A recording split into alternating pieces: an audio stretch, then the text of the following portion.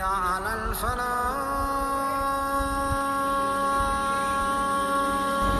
Sayyidina Abu Hurairah radhiyallahu anhu meriwayatkan bahwa Rasulullah sallallahu alaihi wasallam bersabda, ketika seorang lelaki berada di satu tanah lapang, tiba-tiba dia mendengar satu suara dalam awan, siramlah kebun si fulan.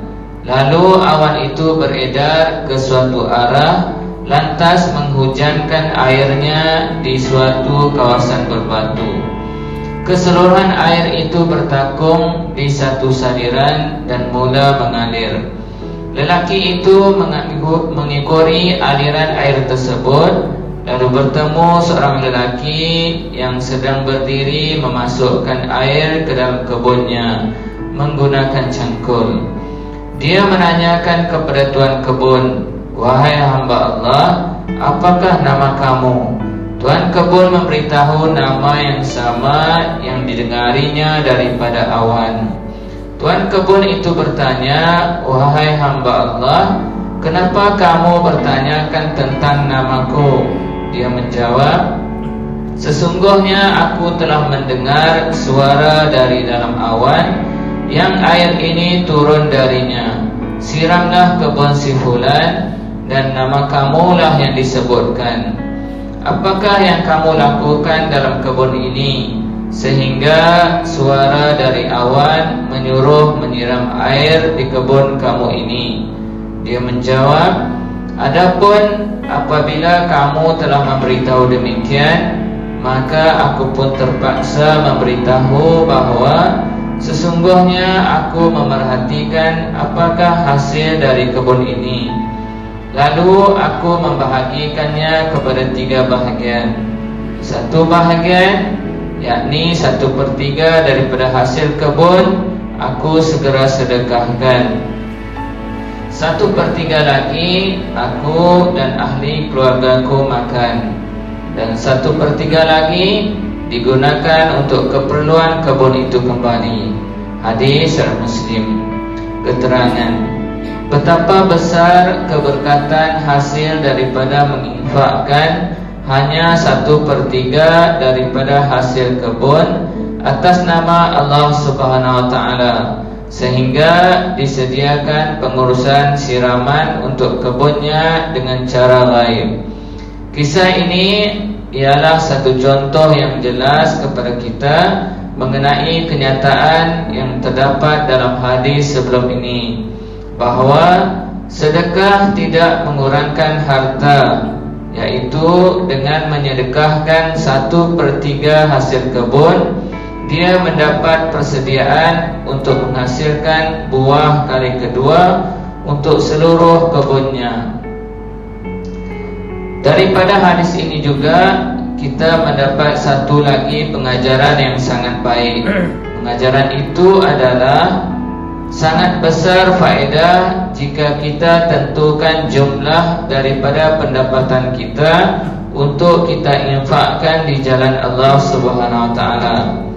Pengalaman pun memberitahu kita bahawa jika seseorang itu membuat keputusan bahawa sekian banyak jumlah wang akan dibelanjakan di jalan Allah Subhanahu wa taala, maka pada masa akan datang dia akan sentiasa mendapat peluang untuk menginfakkan hartanya di tempat-tempat kebajikan dan kebaikan.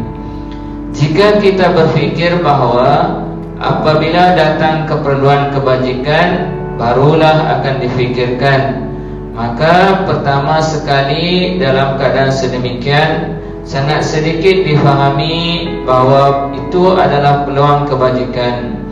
Malah setiap peluang yang datang, maka nafsu dan syaitan akan membisikkan bahawa ini bukanlah infak kebajikan yang diperlukan.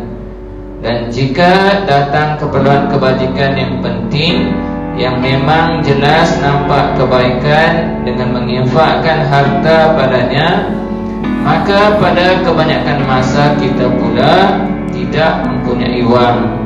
Jika wang ada sekalipun, keperluan kita sendiri akan terbayang-bayang di mata. sehingga hati ingin menginfakkan sedikit yang mungkin untuk kebajikan itu.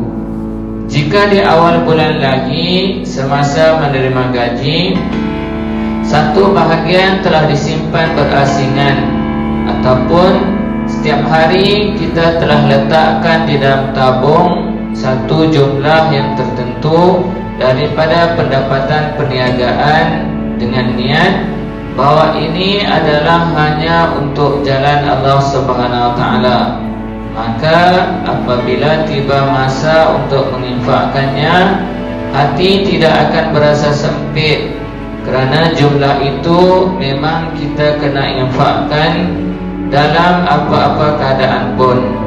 Ini adalah satu resepi yang sangat mujarab. Hati sesiapa yang inginkan, cubalah untuk beberapa hari dan tengoklah sendiri natijahnya. Hadrat Abu Wa'il rahmatullah alaih berkata bahawa saya telah diutuskan oleh Sayyidina Abdullah bin Mas'ud kepada Bani Khuraizah dengan memberi pesan agar apabila saya tiba di sana, hendaklah saya beramal dengan amalan yang pernah dilakukan oleh seorang yang saleh daripada kalangan Bani Israel, yaitu 1/3 pendapatan saya sedekahkan, 1/3 ditinggalkan di sana, dan 1/3 dibawa pulang kepada beliau. Daripada kisah ini dapat kita ketahui bahawa para sahabat pun ada beramal dengan kaedah ini. Semoga Allah Subhanahu wa taala beri kita taufik untuk sama-sama iktibar amal dan sampaikan insyaallah.